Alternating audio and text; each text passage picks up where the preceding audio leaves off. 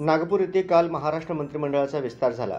39 मंत्र्यांचा मंत्रिमंडळात समावेश झाल्यानं सदस्य संख्या आता 42 झाली आहे। या मंत्रिमंडळात सोलापूर शहर जिल्ह्यातील कोणाही आमदाराला मंत्रिपदाची संधी मिळालेली नाही। भाजपचे तब्बल 5 आमदार जिल्ह्यातून निवडून आले आहेत। सोलापूर जिल्ह्याला मंत्रिपद न मिळाल्याने आता पालकमंत्रीपदाचा भार पुन्हा जिल्हाबाहेरच्या व्यक्तीकडे जाणार आहे।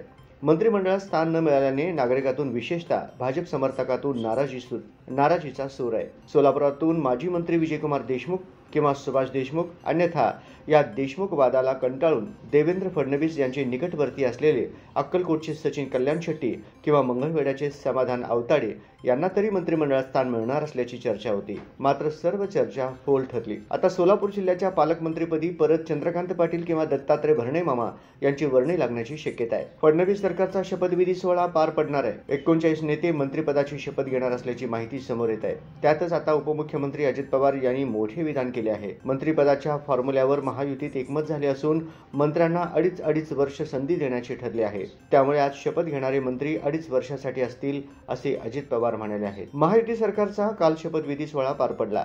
यावेळी 33 आमदारांनी कॅबिनेट मंत्रिपदाची तर 6 आमदारांनी राज्यमंत्रिपदाची शपथ घेतली। यामध्ये भाजपच्या 9, शिंदे गटाच्या 6 आणि अजित पवार गटाच्या 5 नव्या चेहऱ्यांना संधी देण्यात आली आहे। तर भाजपचे एकूण 19, शिंदे गटाच्या 11 तर राष्ट्रवादीच्या 9 आमदारांनी मंत्रिपदाची शपथ घेतली आहे। त्यानंतर आता लवकरच खाते वाटप देखील जाहीर होण्याची शक्यता आहे।